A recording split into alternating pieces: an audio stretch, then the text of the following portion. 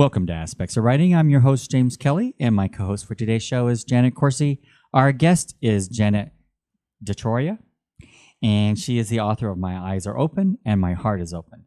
And the topic of the show is constant solicitation. Our guest, we'll get into why we are discussing that in a minute.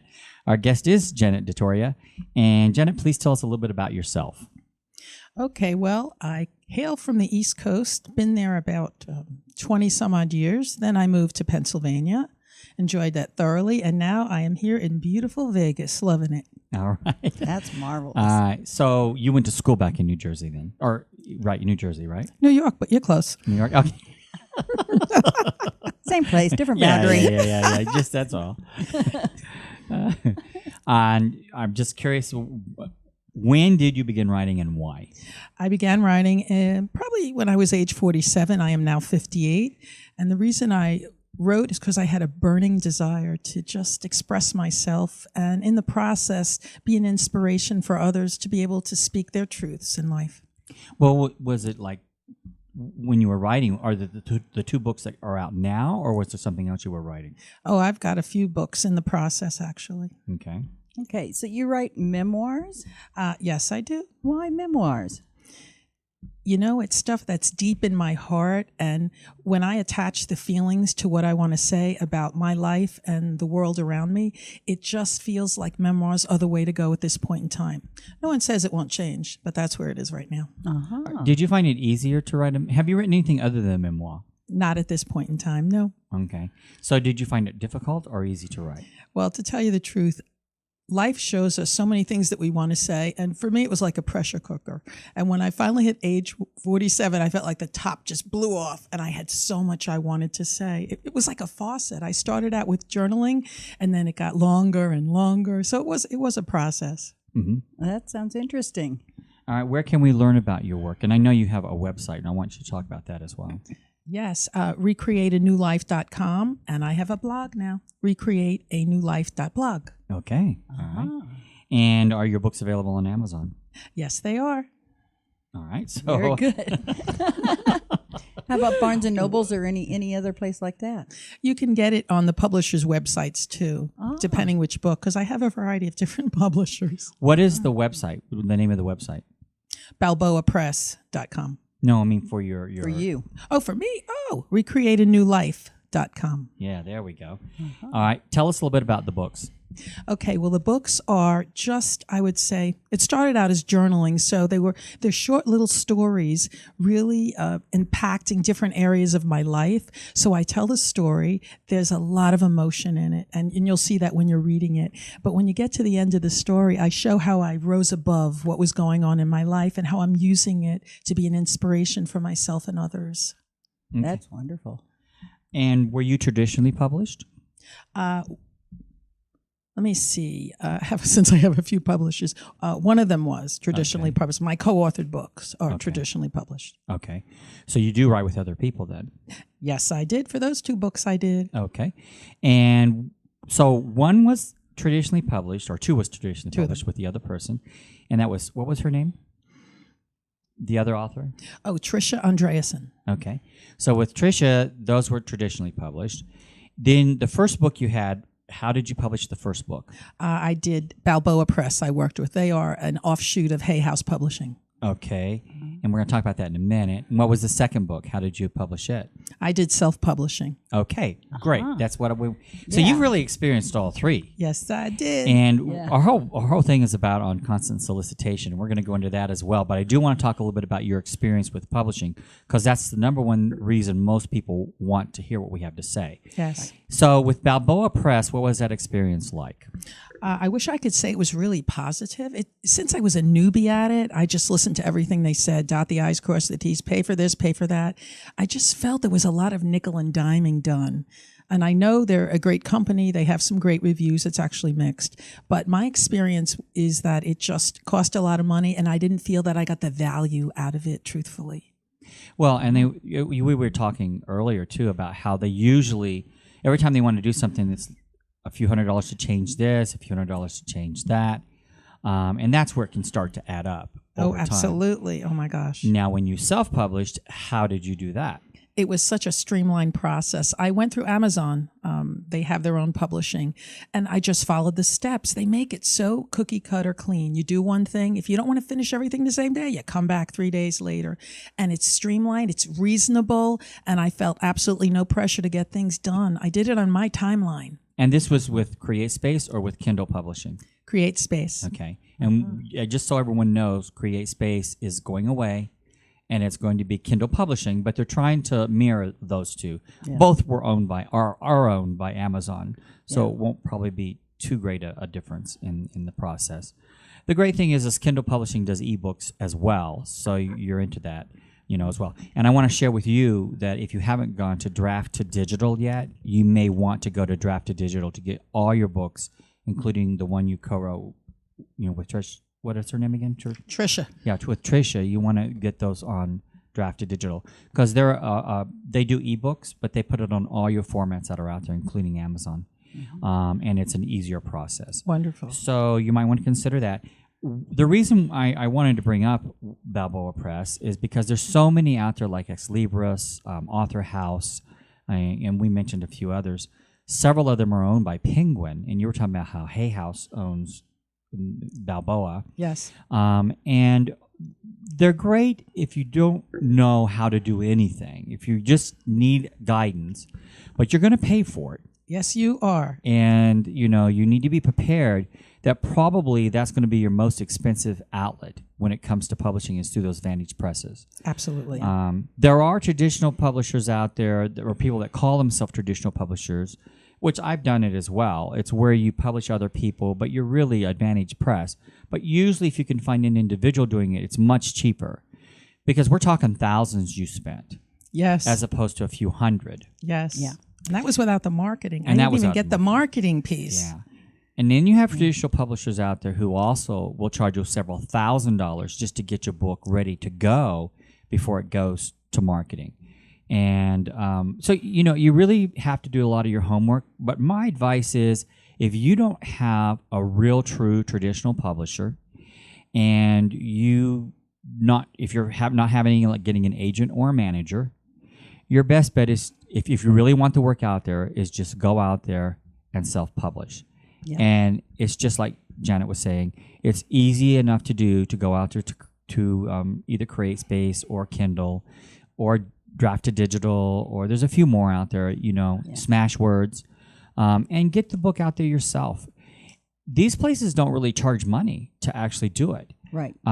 They can, if you need help with your cover, they can charge for that. And editing. Yes. And editing, they can charge for that. Yeah, but it still isn't drastic compared to everything else. It's very reasonable. Very reasonable, yeah. So that's what I would advise people to do. Now, the editing process, who did your editing? Yeah. Since I'm with 3 different publishers, I paid to have the editing done, and it was 5 different choices, line by line, paragraph, the whole thing. So it can get a little bit sticky. Mm-hmm. There's usually 4 processes to the editing, including proofing. Yes. And that, it can be complicated. Oftentimes people want to find one editor who will just do everything, and that's okay. The problem with that is that, there's still things you have to look for. I had several books edited, and my first book went through 5 different editors. Wow. But I didn't know what I was doing either. Yeah. And then this last book's gone through like 4. I tried, when I started out in this business, everyone said, well, you don't need to pay for an expensive editor. All you have to do is just find someone who's a teacher or someone who's Right. And I did that. I actually went to a professor who edited the book that's about ready to come out. And it was okay, but there were a lot of things that weren't structurally correct, and there was still a lot of errors in it. Yeah. So I went back and hired another editor, and she did a good job. But even with that, there were some errors, things that were overlooked. So then I hired a proofer. And I could have gone back to that same editor and had her proof it, but I thought I want new eyes on it. It always helps to have a new set of eyes look at it. Smart. Yeah. And it only cost me, for proofing, it's not as expensive. You can pay a few $100 for proofing as opposed to the actual editing process. And I'm glad I did that because that person really helped me a lot when it comes to finding, structural errors and, basically too many words that were left in, like the, Yeah. or not having an A when you should have, that was And and Yeah. a mistake. Well, instead I put mistake. It's all the formatting piece too. Yeah. That's so important. The yes, formatting. yes. And typesetting, that's all Yes. this. So anyway, go with someone. Don't spend a fortune. You don't have to spend a lot of money to do this. And we always are telling people, do your homework. At least try with someone like Kindle or Smashwords, or if you want to get out an ebook format, Draft to Digital. Draft to Digital is very easy, by the way, and they only take 10%. Really? Yeah. yeah. 10%, you get 90% of the royalty. So Draft to Digital is probably, and they take Word format. So it's really easy to publish with them. I find one of the most difficult parts of the editor is being a new writer when I was you've got to develop a very thick skin, because when they come back and say da da da, and you're going, but I really like that piece, and they're going, no, rewrite. That needs to either go away completely, or you need to rewrite it completely. It's all the strikeouts. Oh my God! Look at all those red lines. Yeah. Yeah, and that's another thing is the different techniques for editing vary as well. Yeah. I mean, there are editors who do what's called strike, like you said, strike marks, where they'll just strike through the entire sentence or whatever, and then they'll make a suggestion on the side.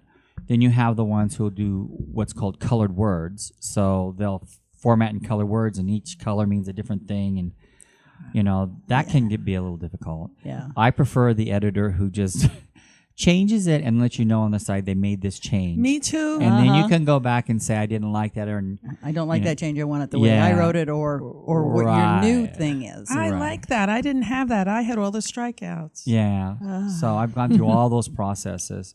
And that's where you might want it when you're talking to an editor. You might want to ask them, what technique do you use? Do you use word coloring? Do you use strike throughs? Or do you just change it and then mark on the side, this is what I changed and here's why? Yeah. I personally like that the best. That sounds wonderful. Yes. So it's a little more work for the editor, so you may pay a little more. Right. But at the same time, it's probably worth it. Oh, it's worth it. Yeah. Well, the time savings for yourself too. Yeah. Because if you've got to keep rewriting everything that you've just written, it's very time consuming, and your work doesn't get out there as fast as you would like it to. Well, That's and you're true. going to make mistakes too, because when you do those strike throughs, oftentimes even with the editors, they'll leave a word in either in The beginning before or the the end. sentence or at the end of the sentence, Yeah. or whatever you did the strike through for. And then if you're not paying attention, you leave that in when you Right. accept it. Right. So it is a lot of work. Yes. Yes, It's it a is. lot of work. All right. So we've talked about the publishing process for you. And we talked about where we can find your work. And now we're going to talk about constant solicitation. And the reason we're doing this topic is because Janet actually suggested this. And I thought it's a great idea. Yeah. Because we've not really talked about it. I'm going to let you talk a little bit about your experience. Well, first of all, do you think solicitation is necessary? In little bites, and just a little bit at a time is fine. But you really can get inundated, which is what happened to me. Yes. And what are we talking about when we're saying solicitation?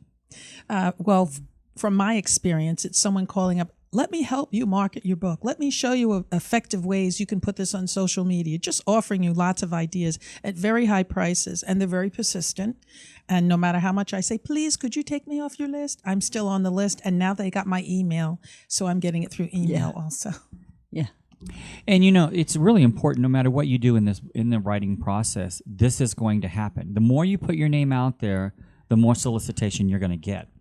And I'll give you an example. I've helped people do fundraising for their books to raise the money to do the editing and do the publishing and all of that. Immediately when you go on a fund or crowdfunding platform, you're going to start getting dozens, if not hundreds, of solicitation.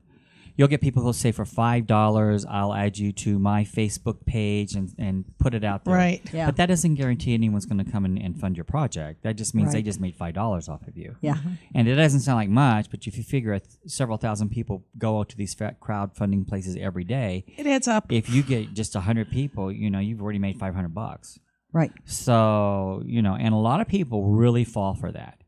And then there's other people who'll come out and say, you know what, I could help you format this a little better. It can help you with this campaign. And for several $100s, I can go out there and market this for you. And you're desperate because you're thinking, I need the money to get this done. I only have a few weeks left to get this done, so I'm going to take that chance. I don't really think you should do that. Yeah. I would agree. Yeah. You know, It can become a very costly proposition. very costly. Yeah. So solicitation is something that just goes with the territory when it comes to writing, I think. You know, we're always going to get that. And also when it comes to solicitation, I want to talk about this twofold. I want to talk about the solicitation as far as people soliciting you, and then I want to flip it on the other side. And now you're going to solicit other people. So let's talk about how important is it to know your audience when you're out there soliciting to an audience. 120%. Your niche is everything. And you have a website that does exactly that. Yes, it does. So how do you target your audience? Through a variety of different ways. Well, I'm a big blogger. I mean, that's huge. You develop your audience, you get followers, you use social media. I'm a public speaker, so I'm out in front of people many times at different venues. I align myself with people who are in the business. You work with like-minded people. That's so important, not only to help you, but to help them. So it's a win-win situation, and you promote yourself and them. And I believe that's a really great way to make it work. So when you go out there to solicit your lectures, how do you target people for your lectures? Well, since it's on social media or out in the paper and things like that, people come to me based on the subject that I'm going to be talking about. Many times it's about self-love and empowerment, and my books do exactly the same thing. Mm-hmm. So you basically just put something out there on social media, and you just wait for them to come to you. That's one way to do it. Or I might be at a psychic fair or things like that, and the people that attend those types of events are very interested in that. So you already have, and I mean this with the kind of the hanging fruit off the tree. Those people are already interested in this, so they're going to be there. So that's one step in the direction of what you're doing, that they have interest. They show up. Okay. Yeah. Now, you mentioned other type of marketing as well. Do you ever place ads? I used to do that. I haven't been doing it lately because I just moved out here, so I'm really kind of feeling my way around and meeting people. How effective was that when you would place an ad? It depends where you placed it. It's all about your focus, your intention, and where you're going. If you're going to place an ad about being part of a psychic fair, maybe as an author, you put it in books like Awakenings, and you put it in different places where people who read that kind of stuff are going to be interested in the things you're going to be talking about. Mm-hmm. So did you ever pay for an ad like in a newspaper? I haven't done very much with newspapers because, as we know, unless it's changed, many newspapers aren't selling, so it wasn't the best platform to go in for me. Okay. All right. And Jen, you have any questions on that? No, but I agree that the newspaper thing is kind of a dead subject for me because people who are getting the newspaper now are going after specific things that they want to know about, and the rest of the paper just gets thrown away. Mm-hmm. Okay. What about magazines? Yeah, it's a real touchy thing too because you go like with the Better Homes and Gardens, Family Circle, and things like that. Yeah, well, I think you'd have to target your magazines because the same thing. The audience that would be reading, if there's a magazine about spirituality, focus, and attention, and that's what your genre is, it would be most beneficial for you to put an article in there. I know I have one coming up, so I support that. Yeah. Well, like Las Vegas has several local magazines. Like Las Vegas Weekly, Lucky. I think there's several, and there again, it like lifestyles or Las Vegas lifestyles. Right. So it depends on what your market. Obviously, you wouldn't put yours in something that's a home magazine because that's not where someone probably would be interested. Isn't that the most beneficial place to be? Right. But Las Vegas Weekly maybe would be a place for you to go. There are other places or outlets you can check into and put an article. The reason I say that is because I know if I'm, this sounds crazy, but if I'm looking for a coupon for something, because I'm a coupon conscious person. Nothing wrong with that. I go to those freebies, those free magazines, and I look in there and I see. Absolutely. And then sometimes an article does catch my attention. Yeah. I'm also one of those people who, if I'm sitting in a doctor's office and I'm waiting 2 hours to see the doctor, I'm going to pick up a magazine, and more than likely, I usually look at a lot of the local magazines. I want to know what's going on in the community. That's my time to see what's going on in the community. So, And that's the beautiful thing about our telephones today too. When you're sitting in the doctor's office and you're reading something, you go, "Oh man, I'm interested in it." You can take a picture of it so you don't forget. that's true too. Love smartphones. Yeah. So then you can go back to it and you've got the actual address of the website and everything. Yeah. And that's another way for solicitation too, is through the phone. Right. Absolutely. I although I get so many calls, I'm so tired of that type of solicitation. But well, mainly we're talking about solicitation when it comes to the authors, and my experience has been, for me, when I'm out there soliciting, I do it several different ways, and I don't try not to get in people's face. I don't really like to do that. Recently, I put out a book called The Purple Caterpillar, along with Veronica Williams, who's the illustrator. I love that name. Yeah. I love it. Yeah. And the way we haven't done much marketing, I've had a little bit of traumatic stuff going on in my life, passing to someone. So, but what we did do is both Veronica and I both have been out of town a lot in the last 2 or 3 weeks.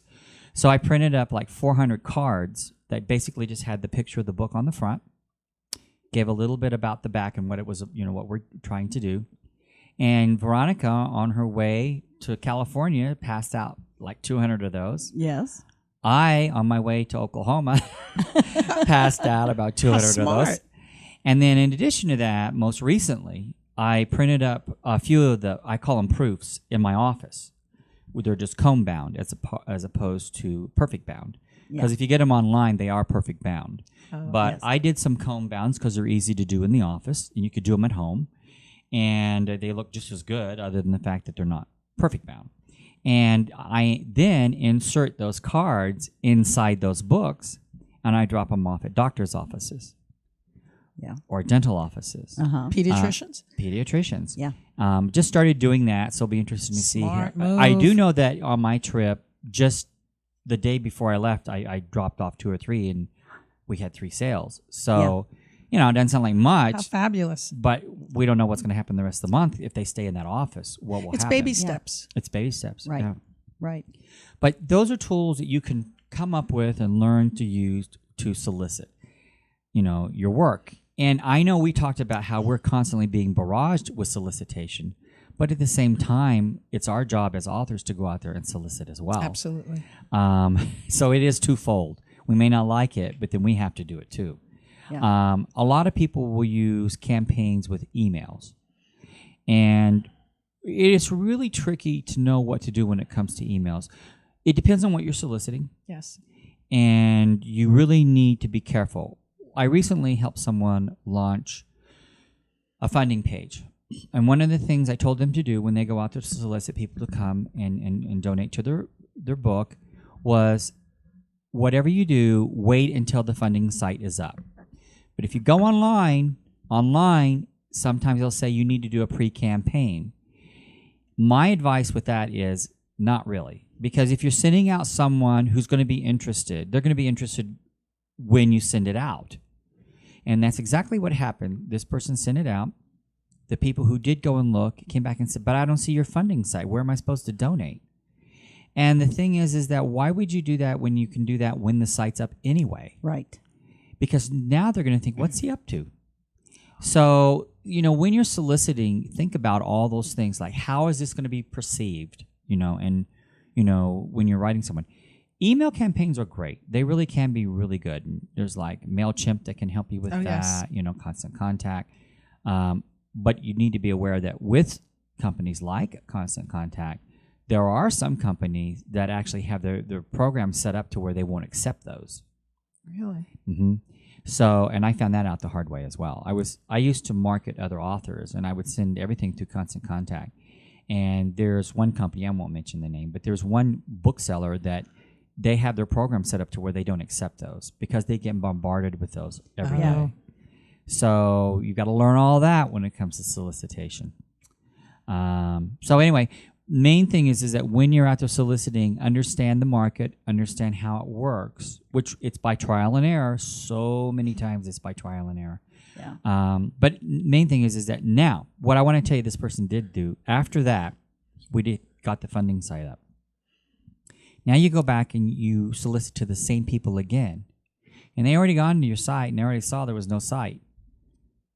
Well, now what are you going to do? Because they're going to say, why is he doing this now? I already went there and it doesn't exist. They think you're up to something. So that's why you've got to be very careful with the way you solicit. I've told this story in the past. I'm going to tell the story again. There was a time when we didn't have the internet the way it is today. And in some ways, this story will help relate and people can understand it. There was an author who wrote a book that was a little bit controversial, but the thing is that she was on Maury Povich. And she didn't understand how distribution works either, which another part of solicitation is understanding your distribution. Yes. So what she did is the distributor had her books, which was Ingram, and they had not sent the books to the stores yet. And she did not know that. She thought, well, I sent the books to them. They probably shipped them all over the U.S. already. She went on Maury Povich. At that time, she had over 1 million hits on her website. But this is at a time before you could pay for things on the website. This was early. Wow. Well, it was in the 90s, in the mid 90s. So she knew people were interested in it, and she didn't realize that the books weren't in store yet. Well, I don't know about you, but most people, if you go into a store and you're looking for a book, if you go to the counter and say, do you have this book? They're not going to have it listed until it's in their store. So they're going to say, no, we don't carry this book.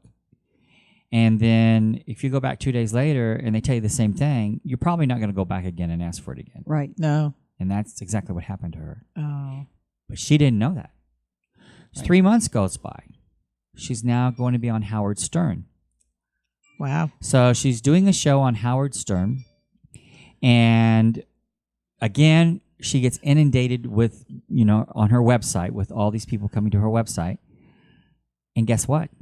3 months had passed and they'd already pulled those books off the shelf. Oh, my goodness. Because your distributor, the bookstores will only carry your books for 3 months. Yes. Yeah. And then they pull them off the shelves.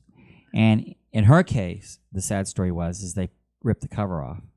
Because back then, the distributors used to take the cover off. Now they don't do that. Now you get the book back. Yeah. You do pay for it. I mean, you have to pay for the printing. You have to pay for the shipping and all that. Right. But at least you have it to resell and to recoup your money. Yeah. In her case, they ripped the covers off and sent them back to the distributor. Oh, my. Yeah. So now, again, and now think about it. These are huge nationwide shows. Yeah. And she's on those shows and probably could have sold 1 million books, but there was no books in the store. Oh, my. And so now they're at the distributor and she's got to go pick them up and the cover's been That's a ripped off. rough lesson to learn. That's a rough lesson to learn. But when you're out there doing your solicitation, make sure you know everything's in order before you start your marketing. That's one reason why I haven't started marketing my book too much yet. I do have it on Amazon, and it is available on Amazon as far as Perfect Bound. Yeah. But we don't have it on it's not on Kindle yet. It's on none of those formats. We don't have it in Barnes & Noble yet. So we're not pushing it too much right now until, we actually get our ducks in a row and know where we're going with it. But, I can talk about it a little bit because you can go buy it. Yes. But at the same time, I'm not going to go hard and heavy with the marketing until I know for sure that this book's available anywhere you want to go pick it up. Right. So strategy is everything when it comes to solicitation. Dot those I's and cross those T's. Cross those T's. Now, in your experience with solicitation, you do events, so you sell your books at events. Yes. How does that work for you? It's fair. It's the variety of everything that you do. It's a conglomeration of everything that equals better outcomes. When you're doing your events, though, do people tend to buy your book at the events? Yes. They do. Yeah, they do. Yeah. They do. Did you ever consider making that a part of your package? No. Like do they pay for your events or are they free events? They're usually large events where there are many other authors. Okay. And we each have a different table or a different area of the venue, and then we speak and say something, and then people that are interested can come over and purchase the book. Mm-hmm. Huh. Well, we're going to be doing an event August 11th and 12th here in Las Vegas. And it's basically all about writing. And it's going to be writing from A to Z. And we're going to talk about the creative process. We're going to talk about, the editing. We're going to talk about the marketing and the different ways you can go out there and solicit your work, really. I mean, we have people who've gone to dating sites and put their book they put themselves on a dating site and advertise that they're an author and this is my new book. Oh, We had my. one author who did that, and it was very smart. That's It worked. funny. Yeah. Wow. I wonder if my husband had let me do that. Then we had another author who he sends out one page every morning on the book, whatever book he's working on, to get feedback from his followers. And he went from 2 people to almost 10,000 people who read that every morning. That's wonderful. So, that's Pat Ritter. He's out in Australia. So that's one way you can market your book. Then you have other people who will send out a free copy. For the first 100 people who reply on my website or my blog or whatever, you'll receive a free copy of this book, the ebook version usually.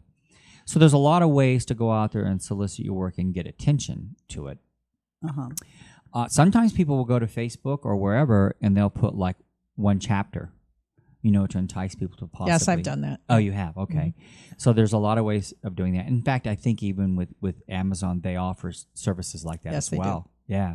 So, those are other ways you can go out there and solicit your work. And when you do something like that, be sure you give yourself time to react to all these solicitations too. Because if you don't have time to interact with the people that are soliciting your book, you find yourself in trouble there too. Yeah. That makes sense. Yeah, we went to an event. We'll have to hook you up with some people we know. We went to a spirituality event here in Las Vegas. And we were there to interview one person, but we ended up interviewing three others. Yeah. From that event.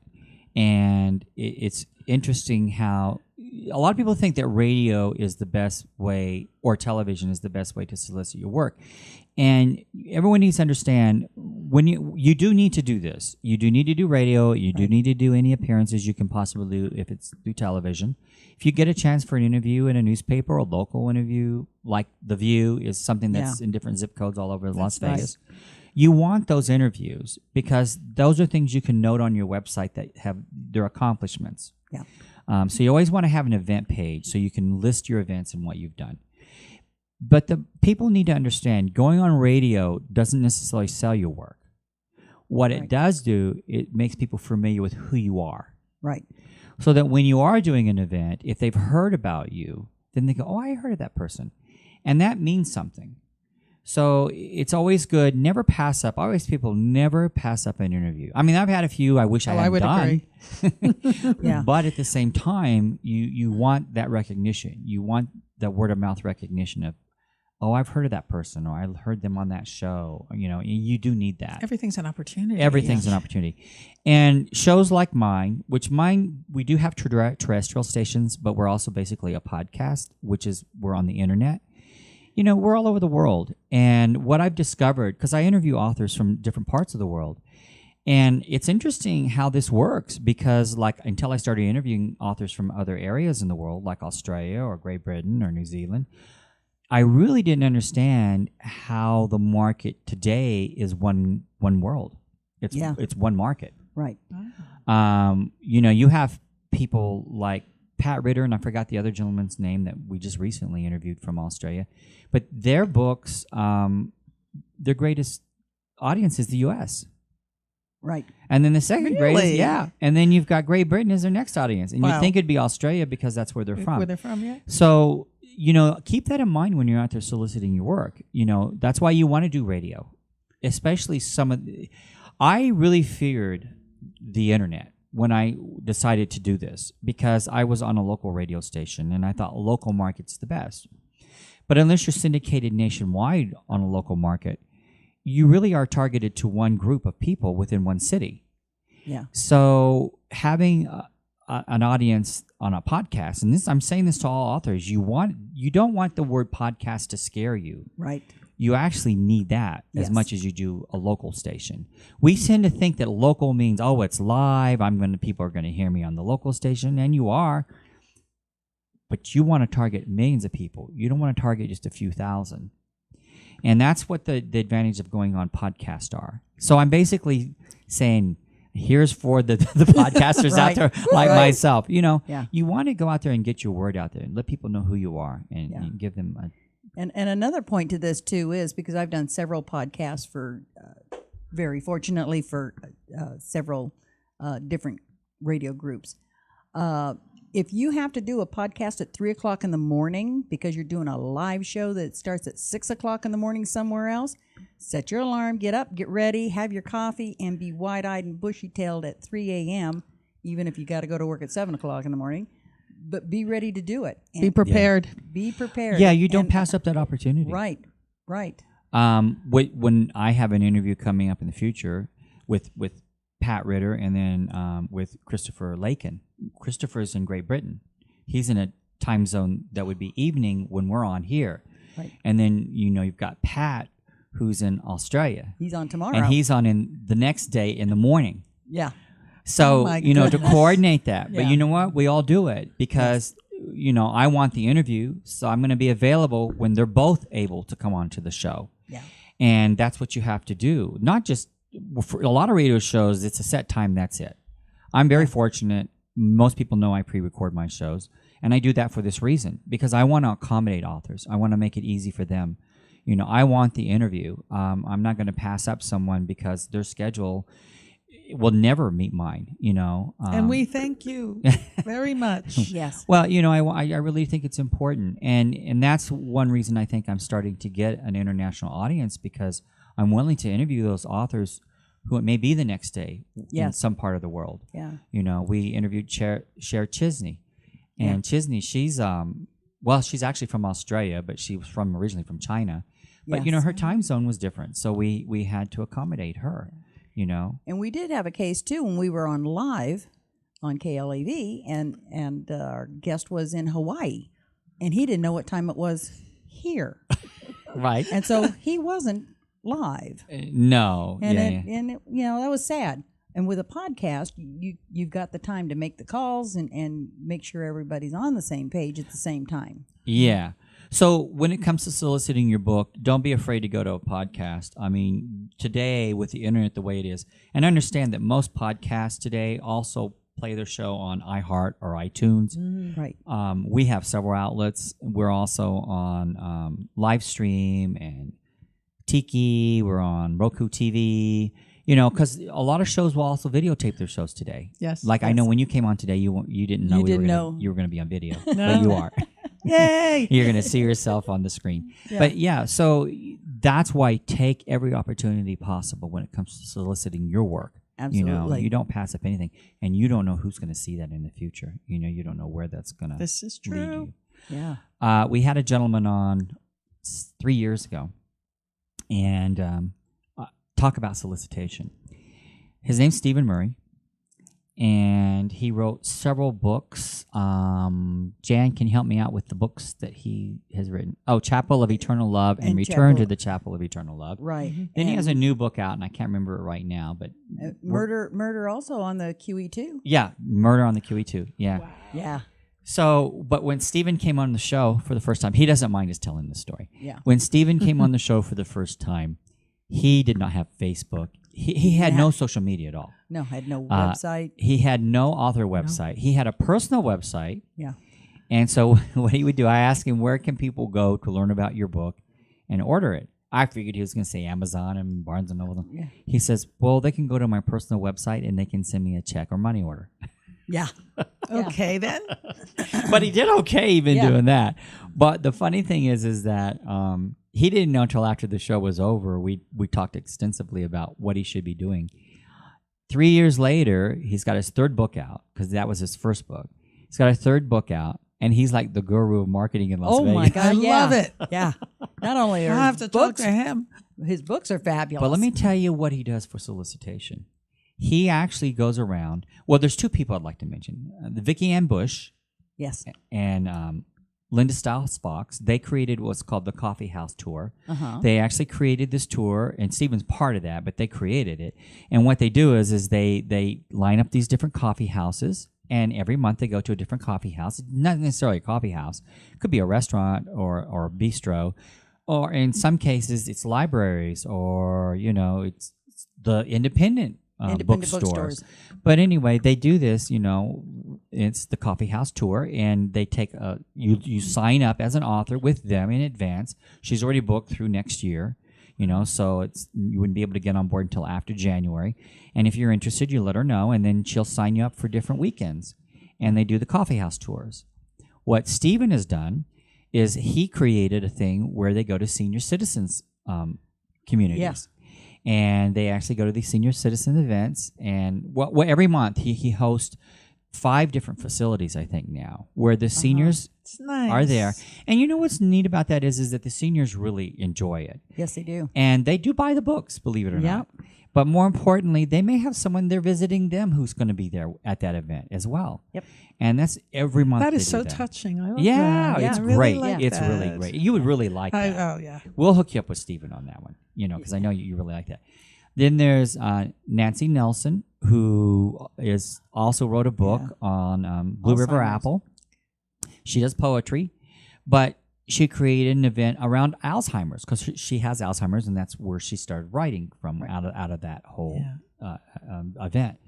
So anyway, what she's done, she's created these things where she does the events that target Alzheimer's, and it brings people in who are interested in authors who've written on the subject, or they may not even have written on that subject. They just are invited to be a part of that event, and it raises money for Alzheimer's. Yeah. So when you're out there soliciting your work, there's so many different avenues in which you can do this, and you just have to be creative. Yeah. And as an author, and even though I have my own work, it's easy for me to sit here and talk about this. Yes. And I can talk about what other authors has done because I've interviewed probably close to 300 authors now. But it's hard for me as an author. And I know that sounds crazy, but when you're the author, now the shoe's on the other foot. Yeah. Now you have to be the creative one. So I have to do everything that we're talking about right now, whether it's this Janet or that Janet. And I frequently tell this James, remember what you just told me I know. a couple weeks ago I need to do for my book? And it's a conscious thing that sometimes we become nervous about it. Like, am I being too pushy? Yes. Am I too much in their face? Yeah. How is this going to be perceived? Sometimes it's a fine line. It is a fine line. Yeah. And you do lectures. Yes. So you wonder, how did that go over? Right? Oh, absolutely. And in your mind, you're thinking, did I cover this the right way? Did I miss something? Did I miss something? Right. So we all go through this. And, even though I'm talking right now about it, I have to go out there and do that as well. I've got one book done and another one about to go out. It's done with the editing, by the way, Jen. Yay! Completely done. All right. Now it's just a matter of getting it formatted and the right format and typeset and all that. Congratulations. And 3 more days in every week and 12 more hours in every day. And then I'll have time to do it. And Yeah. So we all do the same thing. But one of the things I want to share with the authors that are out there that might be listening, not just listening audience, but the authors that are listening, I'm going to be creating it's a dual fold magazine. One's called Senior Aspects, and the other one's called The Common Thread. We're going to be doing 2 new shows in addition to Aspects of Writing. One Senior Aspects and the other The Common Thread. And we're turning that into not just a radio show. There'll be a weekly radio show for both. But we're also going to be turning that into a monthly magazine. And I'm going to ask my authors after each show to write an article based on the topic we were talking about that we will publish in that magazine. And the reason I'm saying that is that this is one way to solicit your work as well. If you come on the show and we talk about your work and you write us an article, you're going to have a printed article in that magazine that can help solicit your work and tell people who you are and what you're doing. Yeah. And so I'm always trying to come up with creative ways to help authors as well. And like I said, it stems from the fact that I'm an author. So that's one thing we're going to be doing in the future. And do you have any questions for me on any of this? I was actually taking some notes, to tell you the truth. You had a lot of good ideas. All right. That's Jen? what this show's all about is the good ideas. It is. And we will oftentimes, we when we're sitting here, we can brainstorm and come up with stuff as well. And, that's what the show is all about. I think it's so important to help each other. Because as one, you can do just so much. But when you come together as a group, the brainstorming and the ability to expand on ideas is just phenomenal. Yeah. Collaboration. And we did a show on collaboration. Yeah. It's huge. Yes. It makes the difference in everybody's life. Yeah. One of the things I wanted to bring up as well is we mentioned it a while ago, we're going to be doing a couple seminars. And for anyone who's interested in that, just contact us on Aspects of Writing, because what we're going to be doing with those seminars is that it's going to be a panel discussion, We are going to have a set amount of topics, which we will list. It'll be on the website once we get it up. And so you'll know what we're going to talk about. You may not be interested in every part of it, but the great thing is that if, let's say, for instance, you're just now starting out as an author, and you maybe written some but don't know where to go for editing. Well, we can guide you in that direction, or advise you on. We've talked about that on what forms of editing are out there, and what's beneficial to you. And be careful of the person who says, "Well, I'm a school teacher; I can edit that for you." Not necessarily true, but it could be. And then we're going to go into, well, what we're going to offer is anyone who completes this course and writes their book, we will give them an interview on the show. Yeah. Awesome. We're also going to do a fair in May for every person who participates in those events to be a part of that book fair. And basically, it's going to be a book launching. We did it last year. Right. It was like a picnic type thing. Yeah. I'll have fun. Yeah, and it was fun. And we turned it into more like a carnival or picnic type atmosphere. And we're going to do that again with the authors, to where the authors who are part of this event, they will be able to participate for free. Yeah. And bring your books, and you can sell your first edition books for free. Yeah. And it was a lot of fun. It really was. And we encourage people to talk about other authors as well when we do these events. That event, we actually had a thing where if you bought a book, you got a coupon for a free hamburger. Right. Because we had a cook there. Or you got a free hot dog, or you got a free drink.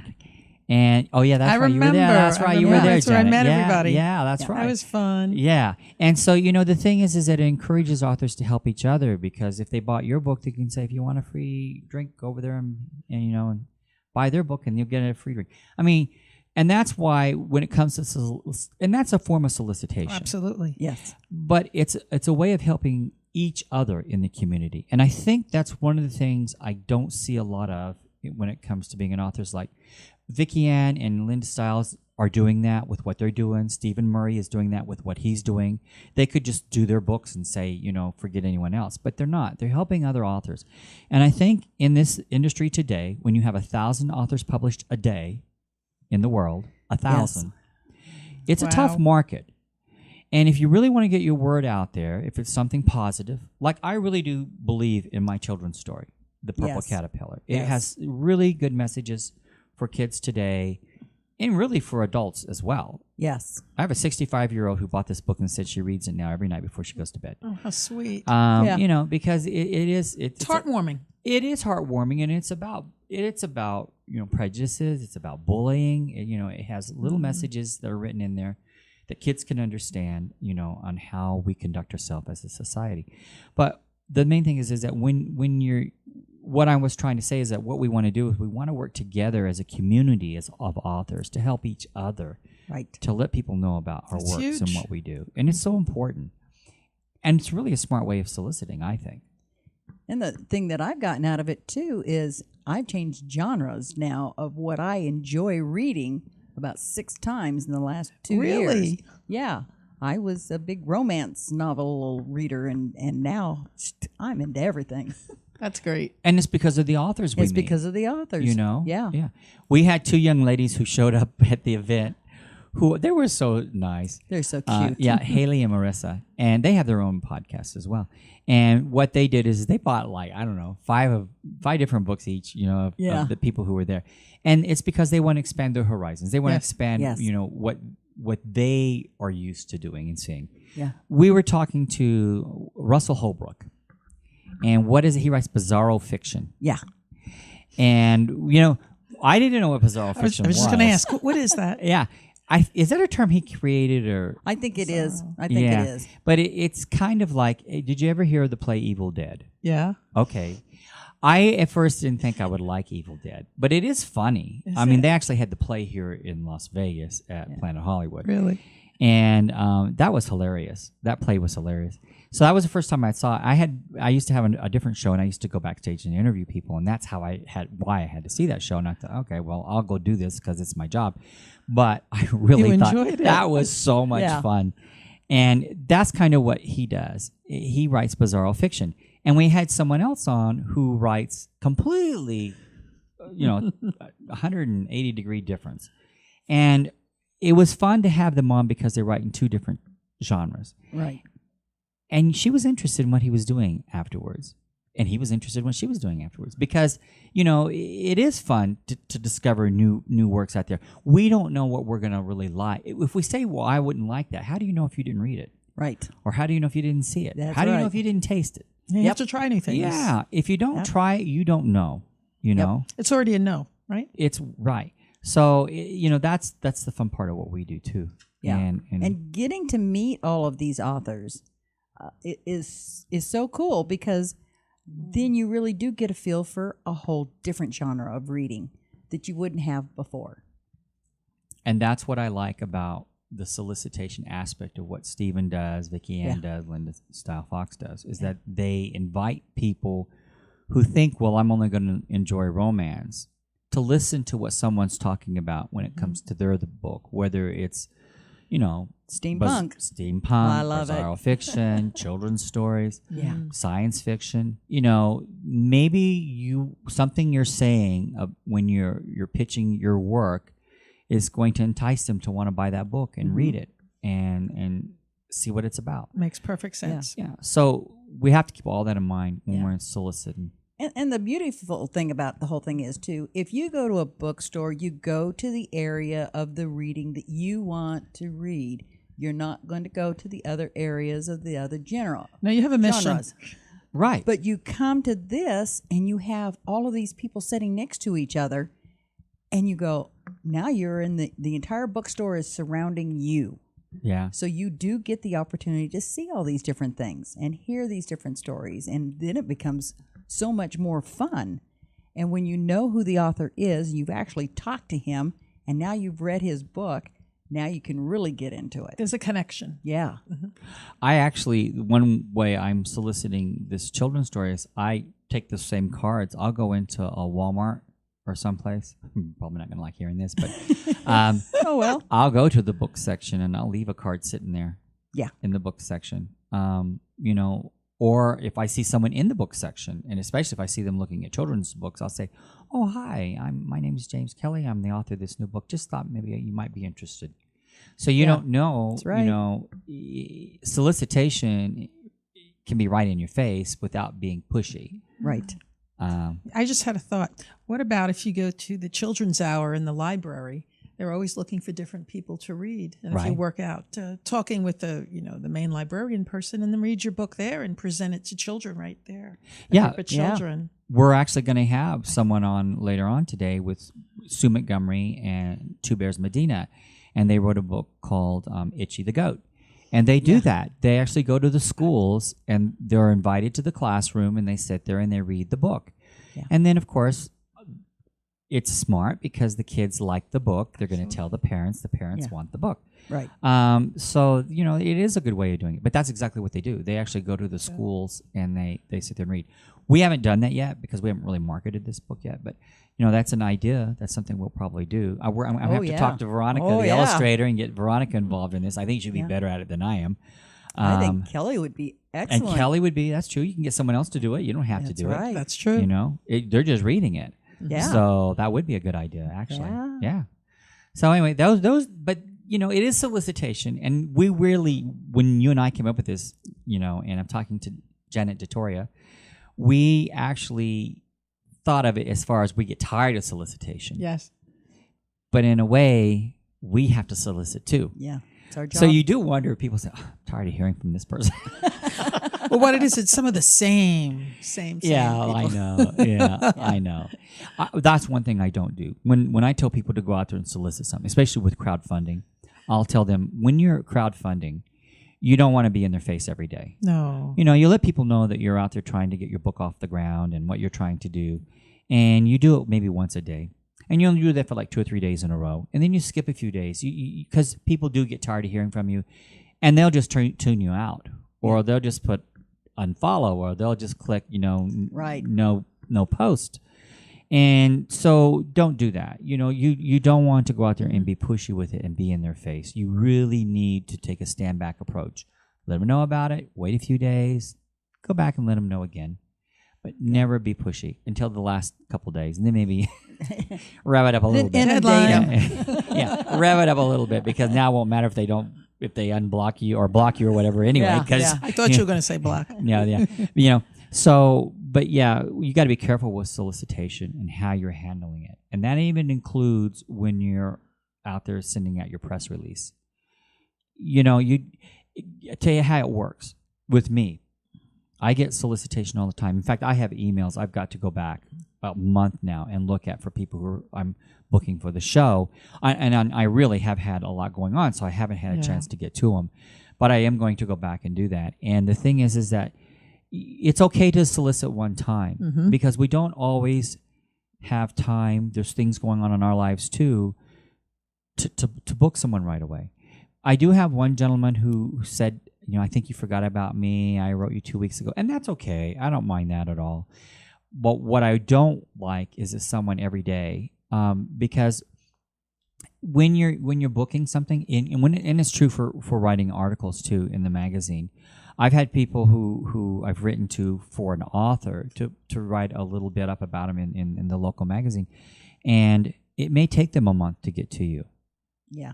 Right. So you have to learn patience. You don't want to be too pushy when you're soliciting out there with your press releases. That's true. You want to send your press release out, and maybe you'll follow up a month later because we're going to be pushing our books for years. Yes. When you're is true. self-published, even when you're not self-published, because you said that you were published through Bavalo Press, but you have to do all the marketing. Pretty much, unless you pay, I don't know, $5,000+ or more. And what are they going to do for that $5,000? It depends. There's so many different programs. I was kind of shell-shocked. I was like, no, just too much. A lot of different things. And the price goes up depending on what they do. Yeah. Yeah. And there's no guarantees that that's going to pay Absolutely off anyway. nothing. And a lot of those things that they're going to do is have you appear at different places. So you're still doing the work. Yes, you are. So, Yeah, and so many people go out there and buy a booth for $200 or $300 too, and then sell like maybe 5 copies of the book, and then you're I've never done going to that. recoup. You'll never recoup that. Yeah. If you can find something to go to that's a little less money, it's Right. good networking. But to pay that kind of money, I don't think it is. So what a lot of people now are doing is they're teaming up, and they'll Yes. split the cost. That's smart in the book Yes. fairs and things like that. Yeah. Yep. Well, unfortunately, we're running out of time. Aw. So I would like to thank Janet DiTroia for being on our show, and Janet Corsi, of course. So Janet DiTroia, where can we learn more about your book again? Give us both your website, your personal website, where you do your empowering. Okay. And, Recreate a Life. Oh, my goodness, I even said it right. RecreateANewLife.com and RecreateANewLife.blog. okay. You can get the books there. You can get it at Balboa Press, though I'd recommend going to Amazon as a second choice. Well, yeah, Amazon is probably where they want to go to buy your Amazon books. is a good place to And plus, go. you've co-written another book, your 2 other books there. So Yeah, I'm one of the authors in the process. Okay, There are yeah. 12 of us. Oh, wow. Okay. Yes, All right. And are wonderful books. Is there an e version? Kindle? Oh, there is actually. I believe you can get it on Amazon. Okay. Yeah, you can get a wonderful. Kindle version. All right. So to find links to our guests, you can just go to our website, aspectsofwriting.com, and we will have links there as well. Just click on their picture or their books. And you can find this video. It'll be available on youtube.com after the show has aired. That's youtube.com/aspects of writing. It also will be on Roku TV. They actually syndicate, AM/FM 24/7 syndicates our show at 1 o'clock. Awesome. Yeah, they 1 o'clock on Saturdays. They also syndicated on iHeart and iTunes, Roku TV, and then we have like 14 terrestrial stations, all listed on aspectsofwriting.com. Just go to aspectsofwriting.com. In addition to that, we air our show on Sundays at 9 o'clock on Blog Talk Radio. And our show archives, all of our shows are archived on Aspects of Writing. Just go to the archive tab on aspectsofwriting.com. We've been talking a lot. Yeah, I know. Yeah. So until next week, this is your host, James Kelly, reminding you, if you can dream it, you can write it. Thank you, Janet, for being on the show. Thank you so much James. for the opportunity. You're welcome.